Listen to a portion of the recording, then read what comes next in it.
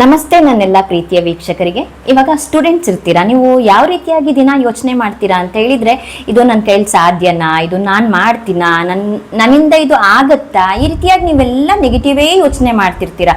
ನಿಮ್ಮ ಕೈಲಿ ಸಾಧ್ಯ ಅಂದ್ರೂ ಕೂಡ ನೀವು ಯಾವಾಗಲೂ ಪಾಸಿಟಿವ್ ಯೋಚನೆ ನೀವು ಮಾಡಲ್ಲ. ಏನಕ್ಕೆ ಯೋಚನೆ ಮಾಡಲ್ಲ ಅಂತ ಹೇಳಿದ್ರೆ, ನೀವು ಅದ್ರ ಬಗ್ಗೆ ಒಂದಿನಾನು ಕೂಡ ನೀವು ಎಫರ್ಟ್ ಹಾಕಿರೋದಿಲ್ಲ, ಪ್ರಯತ್ನವನ್ನ ಪಟ್ಟಿರೋದಿಲ್ಲ. ಸೊ ಹಾಗಾಗಿ ಈ ರೀತಿಯಾದಂತಹ ಯೋಚನೆಗಳು ಬರುತ್ತೆ. ಸೊ ತಿಳ್ಕೊಳ್ಳಿ, ಇಲ್ಲಿ ದೇವರು ನಿಮಗೆ ಕಣ್ಣು ಕೊಟ್ಟಿದ್ದಾನೆ, ಮೂಗು ಕೊಟ್ಟಿದ್ದಾನೆ, ಬಾಯಿ ಕೊಟ್ಟಿದ್ದಾನೆ, ಕೇಳೋದಕ್ಕೆ ಕಿವಿ ಕೊಟ್ಟಿದ್ದಾನೆ. ಅದೆಲ್ಲ ಏನಕ್ಕೆ ಕೊಟ್ಟಿದ್ದಾನೆ? ಸೊ ನೋಡಿ, ಈ ಕಣ್ಣು ಎಷ್ಟು ಅದೃಷ್ಟ ನಾವು ಅಂದ್ರೆ ಎಲ್ಲ ಕೂಡ ನೋಡ್ಬೋದು, ಎಲ್ಲ ಸೌಂದರ್ಯ ಕೂಡ ಸವಿಬೋದು, ಕಲಿಬೋದು, ತಿಳಿಬೋದು. ಕಿವಿ ಕೊಟ್ಟಿದ್ದಾನೆ, ಮಾತಾಡೋದಕ್ಕೆ ಬಾಯಿ ಇದೆ. ಸೊ ಎಲ್ಲದನ್ನು ದೇವ್ರು ಏನಕ್ಕೆ ಕೊಟ್ಟಿದ್ದಾನೆ ಅಂತ ಹೇಳಿದ್ರೆ, ನಿಮ್ಗೆಲ್ಲಾನು ಕೊಟ್ಟಿದ್ದೀನಿ ನಾನು, ಭೂಮಿಗೆ ಹೋಗಿ ನೀನು ಏನಾದ್ರೂ ಕಲ್ತು ಸಾಧಿಸಿ ನೋಡಿ ಅನುಭವಿಸಿ ಬಾ ಅಂತ ಹೇಳಿ.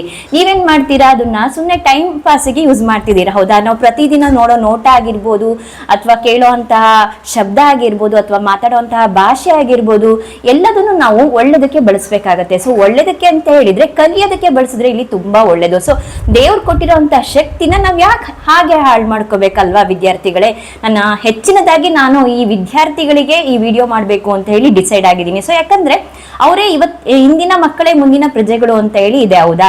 ಸೊ ಅವರೇ ನಮ್ಮ ಜಗತ್ತನ್ನ, ನಮ್ಮ ದೇಶವನ್ನ ಆಳುವಂತವ್ರು. ಸೊ ಹಾಗಾಗಿ ಅವರು ತಿಳ್ಕೊಬೇಕಾಗತ್ತೆ. ಸೊ ನಮ್ಗೆ ಎಲ್ಲ ಕೂಡ ಅವಕಾಶ ಇದೆ. ಎಲ್ರಿಗೂ ಕೂಡ ಒಂದೇ ಕಣ್ಣು, ಮೂಗು, ಬಾಯಿ ಒಂದೇ, ಎಲ್ಲರಿಗೂ ಒಂದೊಂದೇ ಅಲ್ವಾ ಇರೋದು? ಸೊ 2 ಕೈ 2 ಕಾಲು ಎಲ್ರಿಗೂ ಒಂದೊಂದೇ, ಯಾರಿಗೂ 4 ಅಥವಾ 6 ಈ ತರ ಕೊಟ್ಟಿಲ್ಲ, ಹೌದಾ? ಅವ್ನು ಯಾರೋ ಸಾಧನೆ ಮಾಡಿದಾನೆ, ಅವನಿಗೆ ಏನಾದ್ರೂ 4 ಕಣ್ಣಿದ್ಯಾ? ಇಲ್ಲ. ಏನಾದ್ರೂ ಕನ್ನಡಕ ಬಂದಿರ್ಬೋದು ಓದಿ ಬಿಟ್ರೆ.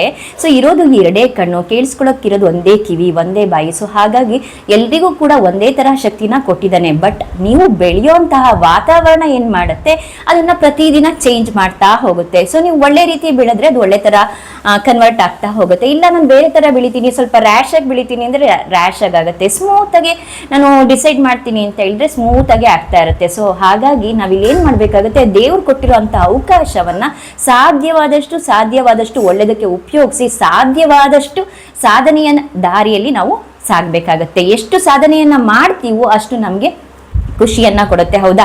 ಈಗ ನೀವು ಒಂದು IAS ಆಫೀಸರ್ ಆಗಿ ಅಥವಾ ಒಂದು DC ಅಥವಾ ಯಾವುದೋ ಒಂದು ಹೈ ಪೋಸ್ಟಿಗೆ ಹೋಗಿ, ಸೊ ಆ ಪ್ರೌಡೇ ಬೇರೆ ಅಲ್ವಾ? ಎಲ್ಲರೂ ನಿಮ್ಗೊಂದು ಕಂಗ್ರಾಟ್ಸ್ ಹೇಳ್ತಾರೆ, ವಿಶಸ್ ಮಾಡ್ತಾರೆ, ಸೊ ಪೇರೆಂಟ್ಸ್ಗೆ ಕಾಲ್ ಮಾಡ್ತಾರೆ. ಆ ಖುಷಿ ಎಲ್ಲಿ ನಿಮ್ಗೆ ತಂದ್ಕೊಡಕ್ಕಾಗತ್ತೆ? ಕೋಟಿ ರೂಪಾಯಿ ಕೊಟ್ಟರು ಆ ಖುಷಿ ಸಿಗುತ್ತಾ? ಇಲ್ಲ. ನೀವೇ ಡ್ರೀಮ್ ಮಾಡಿ ನೋಡಿ. ಸೊ ಒಂದು ಡ್ರೀಮ್ ಮಾಡಿ, ನೀವು ನಾಳೆ ಒಂದು ದೊಡ್ಡ ಆಫೀಸರ್ ಆಗಿರ್ತೀರಾ, ಯಾವುದೋ ಕಮಿಷನರು, DC, ಏನೋ ಒಂದು CMA ಆಗ್ಬಿಟ್ಟಿರ್ತೀರಾ ಅನ್ಕೊಳ್ಳಿ. ಸೊ ಆ ಒಂದು ಫೀಲ್ನ ನೀವು ಡ್ರೀಮ್ ಮಾಡಿ ನೋಡಿ. ಸೊ ಎಷ್ಟು ಪ್ರೌಡ್ ಫೀಲ್ ಆಗುತ್ತೆ, ಎಷ್ಟು ಖುಷಿ ಸಿಗುತ್ತೆ. ಒಂದೇ ದಿನ ಬದುಕಿದ್ರು ಪರವಾಗಿಲ್ಲ, ಸೊ ಎಷ್ಟು ಖುಷಿಯಾಗಿ ನಾವು ಬದುಕ್ಬೋದು, ಇರ್ಬೋದು. ಸೊ ಅದು ನಮ್ಮ ಒಂದು ಸಾಧನೆ, ನಮ್ಮ ಒಂದು ಬುದ್ಧಿಶಕ್ತಿಯನ್ನ ಅದು ತೋರಿಸುತ್ತೆ. ಸೊ ಹಾಗಾಗಿ ವಿದ್ಯಾರ್ಥಿಗಳು, ಇದು ನನ್ನಿಂದ ಸಾಧ್ಯನಾ, ಆಗತ್ತಾ, ಆಗಲ್ವಾ, ಇದೇ ತರ ಯೋಚನೆ ಮಾಡಿ ನೀವು ಟೈಮ್ನ ವೇಸ್ಟ್ ಮಾಡಬೇಡಿ. ಸೊ ನಾನು ಇವಾಗ ನಿಮ್ಗೊಂದು ಎಕ್ಸಾಂಪಲ್ ಹೇಳ್ತೀನಿ. ಹೆಂಗಂತ ಹೇಳಿದ್ರೆ, ನೀವು ಇಲ್ಲಿ ರೋಡಲ್ಲಿ ಹೋಗ್ತಾ ಇರ್ತೀರಾ, ಒಂದು ಮೇನ್ ರೋಡ್ ಇರುತ್ತೆ. ಸೊ ಆ ಮೇನ್ ರೋಡಲ್ಲಿ ನೀವು ಹೋಗ್ತಾ ಇರ್ತೀರಾ ಅಂತ ಅನ್ನಿ. ಆ ಕಡೆಯಿಂದ ಒಂದು ಫಾಸ್ಟ್ ಕಾರು ಡ್ರೈವ್ ಮಾಡ್ಕೊಂಡು ಬರ್ತಾ ಇರುತ್ತೆ, ಓಕೆನಾ? ಜೋರಾಗಂದ್ರೆ ತುಂಬಾ ಜೋರಾಗಿ ಬರ್ತಾ ಇರುತ್ತೆ ಕಾರು. ಸೊ ಆ ಕಾರನ್ನ ನೋಡಿ ನೀವೇನ್ ಮಾಡ್ತೀರಾ ಹೇಳಿ? ಫಾಸ್ಟ್ ಆಗಿ ಬರೋ ಕಾರನ್ನ ನೋಡಿ, ನೀವು ರೋಡಲ್ಲಿ ಇರ್ತೀರಾ, ಆಪೋಸಿಟ್ ಇರ್ತೀರಾ, ಇಲ್ಲಿಂದ ಕಾರ್ ಬರ್ತಾ ಇದೆ. ಅವಾಗ ಏನ್ ಮಾಡ್ತೀರಾ ನೀವು? ಡ್ಯಾಶ್ ಹೊಡಿಲಿ ಅಂತ ನಿಂತ್ಕೋತೀರಾ? ಬಾ ಅಪ್ಪ ಕಾರು ನನಗೆ ಡ್ಯಾಶ್ ಹೊಡಿ ಅಂತ? ಇಲ್ಲ. ಸೊ ಆ ಕಾರ್ ಫಾಸ್ಟ್ ಆಗಿ ಬಂದು ನನಗೆ ಅದು ಡ್ಯಾಶ್ ಮಾಡುತ್ತೆ ಅಂತ ಗೊತ್ತಾಗಿ ನೀವೇನ್ ಮಾಡ್ತೀರಾ? ಸೈಡಿಗೆ ಹೋಗ್ತೀರಾ, ಹೌದಾ? ಸೊ ಅದು ನಿಮ್ಮ ಬುದ್ಧಿವಂತಿಕೆ. ಅದೇ ತರ ನಿಮ್ಗೆ ಬುದ್ಧಿವಂತಿಕೆ ಇದೆ. ಸೊ ನೀವೇನ್ ಮಾಡ್ಬೇಕು, ಹತ್ರ ಬಂದಾಗ, ಎಕ್ಸಾಮ್ ಹತ್ರ ಬಂದು, ಈಗ 1 ವರ್ಷ ಇದೆ ಬಿಡು, ಕಾಂಪಿಟೇಟಿವ್ ಎಕ್ಸಾಮಿಗೆ 1 ವರ್ಷ ಇದೆ ಬಿಡು, ಇಲ್ಲ ಎಕ್ಸಾಮಿಗೆ 1 ವರ್ಷ ಇದೆ ಬಿಡು, ಇಲ್ಲ 1 ತಿಂಗಳಿದೆ ಬಿಡು, ಎಕ್ಸಾಮ್ ಹತ್ರ ಬಂದ್ರೆ ಓದಿದ್ರಾಯ್ತು ಬಿಡು ಅಂತೇಳಿ ನೀವು ಯೋಚನೆ ಮಾಡಿದ್ರೆ ಏನಾಗತ್ತೆ ಹೇಳಿ? ಡ್ಯಾಶ್ ಆಗತ್ತೆ. ಯಾವ ಡ್ಯಾಶ್ ಆಗುತ್ತೆ? ನಿಮ್ಗಿಂತ ಚೆನ್ನಾಗಿ ಅಲ್ಲಿ ಯಾರೋ ಒಬ್ಬ ಬುದ್ಧಿವಂತ ಕುತ್ಕೊಂಡು ಓದಿ ನಿಮ್ಗೆ ಕಾಂಪಿಟೇಷನ್ ಕೊಡಕ್ಕೆ ರೆಡಿ ಆಗಿದ್ನಲ್ಲ, ಅವನೇನ್ ಮಾಡ್ತಾನೆ? ಬಂದು ಡ್ಯಾಶ್ ಹೊಡೆದು ನಿಮ್ಮ ಮಾರ್ಕ್ಸ್ಗಿಂತ ಜಾಸ್ತಿ ಮಾರ್ಕ್ಸ್ನ ತಗೊಂಡು ನಿಮ್ಮನ್ನ ಸೈಡಿಗೆ ಹಾಕ್ತಾನೆ. ಸೊ ಹಾಗಾಗಿ ನೀವೇನ್ ಮಾಡ್ಬೇಕು? ನನಗೆ ಸಾಧ್ಯನಾ, ಆಗತ್ತಾ, ಆಗಲ್ವಾ, ಈ ತರ ಎಲ್ಲ ಡಿಸೈಡ್ ಮಾಡೋದನ್ನ, ನೆಗೆಟಿವ್ನ ಬಿಟ್ಬಿಡ್ಬೇಕಾಗತ್ತೆ. ಇವತ್ತಿಂದನೇ ನೀವು ಪಾಸಿಟಿವ್ ಆಗ್ಬೇಕಾಗತ್ತೆ. ಸೊ ಯಾವಾಗ್ಲೂ ಪಾಸಿಟಿವ್ ಆಗಿ ಯೋಚನೆ ಮಾಡಿ. ದೊಡ್ಡ ಡ್ರೀಮ್ ಮಾಡಿ, ಚಿಕ್ಕದ ಯಾಕೆ ಡ್ರೀಮ್ ಮಾಡ್ತೀರಾ?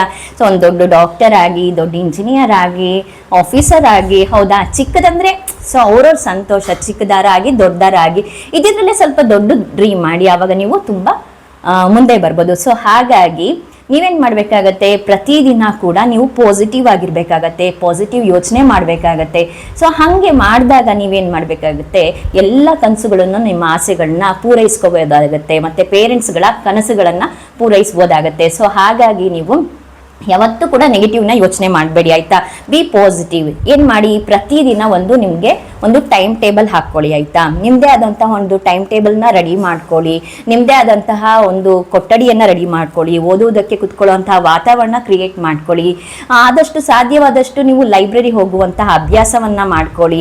ಅದ್ರ ಜೊತೆಗೆ ಒಳ್ಳೆ ಫ್ರೆಂಡ್ಸ್ಗಳ ಕಾಂಟ್ಯಾಕ್ಟ್ ಅನ್ನ ಮಾಡಿ. ನೋಡಿ, ಇವಾಗ ನೀವು ಪ್ರತಿದಿನ ಯಾರ ಜೊತೆಗೆ ಮಾತಾಡ್ತಿರೋ, ಇಂಟ್ರಾಕ್ಟ್ ಮಾಡ್ತಿರೋ, ಸೊ ಅದೇ ಜಾಸ್ತಿ ನಿಮ್ಮ ಮೈಂಡಿಗೆ ಹೋಗ್ತಾ ಹೋಗುತ್ತೆ.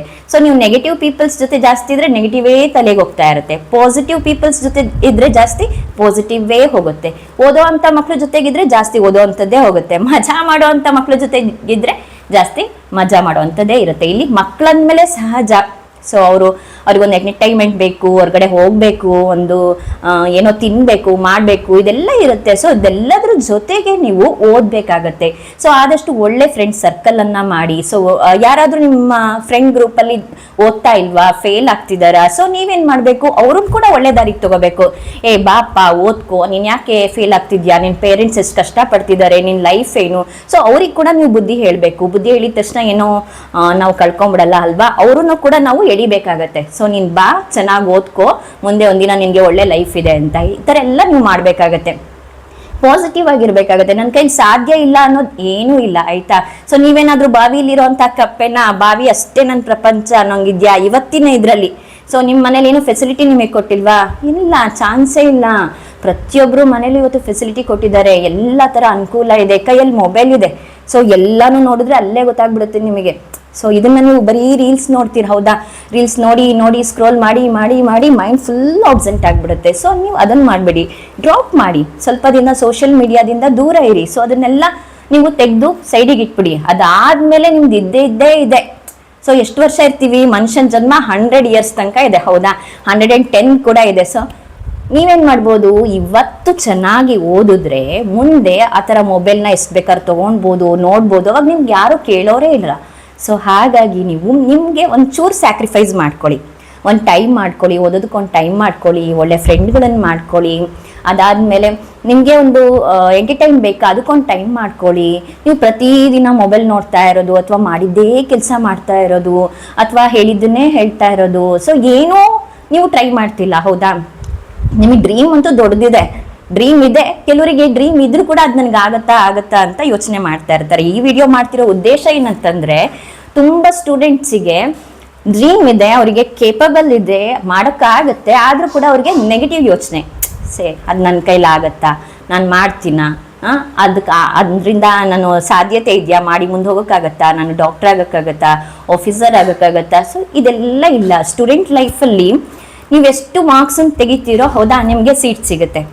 ಸೊ ಸುಮಾರು ಕಾಲೇಜ್ಗಳಲ್ಲಿ ನೀವು ನೋಡಿರ್ತೀರಾ. ಸೊ ಔಟ್ ಆಫ್ ತೆಗೆದವರಿಗೆ ಫ್ರೀ ಸೀಟ್ ಸಿಕ್ಕಿರೋವಂಥದ್ದು ನೋಡಿದ್ದೀರಾ. ಮೆಡಿಕಲಲ್ಲೂ ಅಷ್ಟೇ, ನೀವು ಮಾರ್ಕ್ಸ್ ತೆಗೆದ್ರೆ ಅಲ್ಲೂ ಕೂಡ ನಿಮಗೆ ಫ್ರೀ ಸೀಟ್ ಸಿಗೋವಂಥದ್ದು. ಇಂಜಿನಿಯರಿಂಗಲ್ಲೂ ಅಲ್ಲ, ಅದೇ ಕೂಡ ಅಲ್ವಾ. ಎಲ್ಲೂ ಕೂಡ ಅಲ್ಲಿ ನಿಮಗೆ ಅಮೌಂಟನ್ನ ಕಟ್ಟಿ ಅಂತ ಹೇಳಲ್ಲ. ಸೊ ನಿಮ್ಮ ಒಂದು ಮಾರ್ಕ್ಸ್ ಮೇಲೆ ನಿಮಗೆ ಸೀಟ್ ಸಿಗೋವಂಥದ್ದು. ಮಾಮೂಲಿ ಗೌರ್ಮೆಂಟ್ ಫೀಸ್ ಏನಿರುತ್ತೆ ಅದನ್ನ ಎಲ್ಲರೂ ಪೇ ಮಾಡೋವಂಥದ್ದು ಇರುತ್ತೆ. ಸೊ ಹಾಗಾಗಿ ಇಷ್ಟೊಂದೆಲ್ಲ ಅನುಕೂಲ ಇದ್ರೂ ಕೂಡ ನೀವು ಯಾಕೆ ನನ್ನ ಕೈಲಿ ಆಗತ್ತಾ ಆಗಲ್ವಾ ಅನ್ನೋದನ್ನ ಇನ್ನೂ ಕೂಡ ಯೋಚನೆ ಮಾಡ್ತಾ ಇದ್ದೀರಾ. ದೇವ್ರು ನಿಮ್ಗೆಲ್ಲ ಕೊಟ್ಟಿದ್ದಾನೆ, ಹೌದಾ. ಸೊ ಆ ಒಂದು ಇದನ್ನ ನೀವು ಯೂಸ್ ಮಾಡ್ಕೊಬೇಕು ಲೈಫಲ್ಲಿ ಮುಂದೆ ಬರೋದಕ್ಕೆ.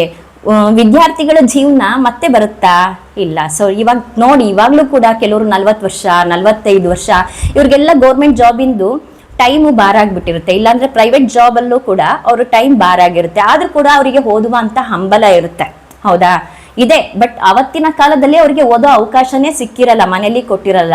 ಅಂಥದ್ರಲ್ಲಿ ನಿಮ್ಗೆಲ್ಲ ಫೆಸಿಲಿಟೀಸ್ ಇದೆ. ಓಡಾಡಕ್ಕೆ ಒಂದು ಸಣ್ಣದೇನೋ ಒಂದು ಬೈಕ್ ಕೊಟ್ಟಿದ್ದಾರೆ, ಮನೇಲಿ ಹುಡುಗಿರಿಗಾದ್ರೆ ಸ್ಕೂಟಿ ಕೊಟ್ಟಿದ್ದಾರೆ, ಒಳ್ಳೊಳ್ಳೆ ಐಫೋನ್ ಕೊಟ್ಟಿದ್ದಾರೆ. ಇವತ್ತು ನನ್ನ ಹತ್ರ ನಾನು ವಿಡಿಯೋ ಮಾಡ್ತಾ ಇದ್ದೀನಿ, ನನ್ನ ಹತ್ರ ಐಫೋನ್ ಇಲ್ಲ, ಮಕ್ಳ ಹತ್ರ ಐಫೋನ್ ಇದೆ. ಸೊ ಅದನ್ನೆಲ್ಲ ನೀವು ಯಾವುದಕ್ಕೆ ಬಳಸಬೇಕು, ನಿಮ್ಮ ಒಂದು ಜ್ಞಾನಕ್ಕೆ ಬಳಸಬೇಕು, ಆಯ್ತಾ. ನೀವು ಎಂಟರ್ಟೈನ್ಮೆಂಟ್ ಮಾಡಿ, ಫ್ರೆಂಡ್ಸ್ ಜೊತೆಗೆ ಹೋಗಿ, ತಿನ್ನಿ, ಮಜಾ ಮಾಡಿ, ಎಲ್ಲ ಮಾಡಿ. ಬಟ್ ನಿಮ್ಮ ಫೋಕಸ್ ಯಾವಾಗಲೂ ನಿಮ್ಮ ಜೀವನದ ಗುರಿ ಕಡೆ ಇರಬೇಕು. ನೀವೊಂದು ಗೋಲನ್ನು ಇಟ್ಕೋಬೇಕಾಗತ್ತೆ, ಒಂದು ಉದ್ದೇಶವನ್ನ ಇಟ್ಕೋಬೇಕಾಗತ್ತೆ, ಒಂದು ಗುರಿಯನ್ನ ಇಟ್ಕೊಂಡಾಗ ಮಾತ್ರ ನಿಮ್ಮ ಒಂದು ಲೈಫ್ ಸಕ್ಸಸ್ ಆಗುತ್ತೆ.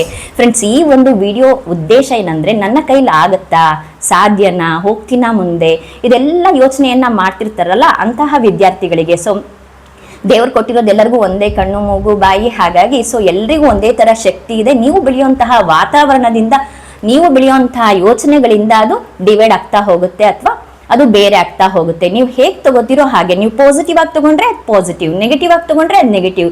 ಸೊ ಎಲ್ಲದೂ ಕೂಡ ನಿಮ್ಮ ಒಂದು ಬುದ್ಧಿಶಕ್ತಿಯಿಂದ ಕೂಡಿರುತ್ತೆ. ಸೊ ಹಾಗಾಗಿ ವಿದ್ಯಾರ್ಥಿಗಳು ಎಲ್ಲೂ ಕೂಡ ಬ್ಯಾಕ್ ಆಗಬೇಡಿ, ಹಿಂದೆ ಬೀಳ್ಬೇಡಿ, ನೆಗೆಟಿವ್ ಯೋಚನೆಯನ್ನ ಮಾಡಬೇಡಿ. ಸೊ ಎಲ್ರಿಗೂ ಕೂಡ ಸಾಧ್ಯತೆ ಇದೆ. ನೀವು ಅನ್ಬೋದು, ಏನ್ರಿ ಮೇಡಮ್ ಹಿಂಗೆ ಹೇಳ್ತೀರಾ, ಎಲ್ರಿಗೂ ಕೂಡ ಸಾಧ್ಯತೆ ಇದೆ ಅಂತ ಹೇಳಿ. ನನ್ನ ಫ್ರೆಂಡಿಗೆ ಬೈ ಬರ್ತಿಂದಾನೆ ಅವ್ನು ತುಂಬಾ ಜಾಣ. ಇಲ್ಲ, ಚಾನ್ಸೇ ಇಲ್ಲ. ಸೊ ಅವನು ರೂಢಿಸ್ಕೊಂಡಿರೋಂತಹ ಒಂದು ಹವ್ಯಾಸದಿಂದ ಅವನು ಜಾಣ ಆಗಿರ್ತಾನೆ, ಕಲ್ತಿರ್ತಾನೆ, ಬುದ್ಧಿ ಬಂದಿರುತ್ತೆ. ಸೊ ನೀವು ಪ್ರತಿದಿನ ಎಫರ್ಟ್ನ ಹಾಕಿರಲ್ಲ, ಕಲ್ತಿರಲ್ಲ, ಹಾಗಾಗಿ ಬುದ್ಧಿ ಸ್ವಲ್ಪ ನಿಮಗೆ ಹಿಂದೆ ಉಳಿದಿರುತ್ತೆ ಅಂತ ಹೇಳ್ಬೋದು. ಬಟ್ ಹಿಂದೆ ಉಳಿದಿದೆ ಅಂತ ಹೇಳಿ ಹಿಂದೆನೇ ಇದ್ದೀರಾ ಅಂತಲ್ಲ. ಸೊ ಈಗಲೂ ಕೂಡ ನಿಮಗೆ ಬುದ್ಧಿ ಇದೆ, ಸಾಧ್ಯತೆ ಇದೆ. ಎಷ್ಟೋ ಜನ ವಿಡಿಯೋಗಳು ನೋಡ್ತೀರಾ, ಹೌದಾ, ಇನ್ಸ್ಟಾದಲ್ಲಿ ನೋಡ್ತೀರಾ, ಫೇಸ್ಬುಕ್ಕಲ್ಲಿ ನೋಡ್ತೀರಾ. ಎಷ್ಟೋ ಜನ ನಿಮಗೆ ಮಾರ್ಗದರ್ಶನವಾಗಿ ಹೇಳ್ತಾರೆ. ನಾನು ಇವಾಗ ಲಾಸ್ಟ್ ಇಯರ್ ಅಲ್ಲಿ ಫೇಲ್ ಆಗಿಬಿಟ್ಟಿದ್ದೆ ಡಿಗ್ರಿಲಿ, ಕಾಂಪಿಟೇಟಿವ್ ಎಕ್ಸಾಮಲ್ಲಿ ನನಗೆ ಅಟೆಂಡ್ ಮಾಡೋಕ್ಕಾಗಲಿಲ್ಲ. ಬಟ್ ಫೇಲ್ ಆಗಿದ್ದೋಳು ಇವತ್ತು ನಾನು ಆಫೀಸರ್ ಆಗಿದ್ದೀನಿ, ಪೊಲೀಸ್ ಆಫೀಸರ್ ಆಗಿದ್ದೀನಿ, IAS ಆಫೀಸರ್ ಆಗಿದ್ದೀನಿ. ಎಷ್ಟೊಂದು ಮೋಟಿವೇಶನ್ಸ್ ವಿಡಿಯೋಸ್ ಬರುತ್ತೆ, ಹೌದಾ. ಸೊ ಅದೆಲ್ಲ ಹೆಂಗಾಯ್ತು ಅವ್ರು ಫೇಲ್ ಆಗಿದ್ರು ಕೂಡ ಹೆಂಗ್ ಬಂದ್ರು ನೋಡಿ. ಫಸ್ಟ್ ಇಯರ್ ಇಂಜಿನಿಯರಿಂಗ್ ಅಲ್ಲಿ ಫೇಲ್ ಆಗಿರ್ತಾರೆ. ಎಷ್ಟೋ ಇಂಜಿನಿಯರಿಂಗ್ ಸ್ಟೂಡೆಂಟ್ಸ್ಗಳು ಫೇಲ್ ಆಗಿ ಬ್ಯಾಕ್ ಆಗಿ ಮನೆಗೆ ಕೂತಿರ್ತಾರೆ.